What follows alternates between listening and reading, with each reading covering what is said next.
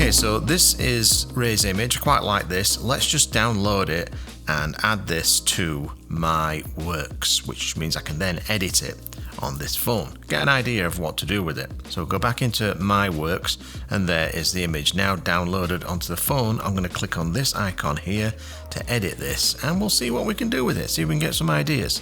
So to start off with, it's a bit dark, so I'm just going to boost up the exposure value a little bit till that water starts to look a bit blown out, and then I'm going to push the contrast over to the right, get a nice bit of punch on those shadows, and then recovery, I'm just going to pull that up to the right a little bit, and that's going to recover some of those slightly blown out highlights in the water there. And then shadow fill, I'm not going to do much with that because I want to keep that contrast.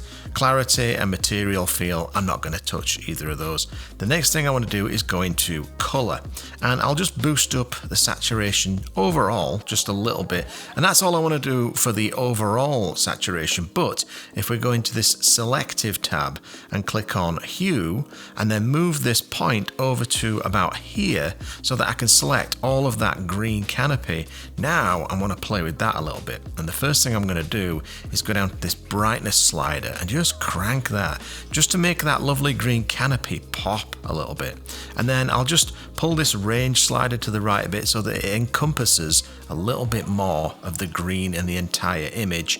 And that is pretty much all I want to do for this image. Now I could change the hue of those greens. I could maybe go into something a bit more autumnal like that. Look at that, that looks pretty interesting.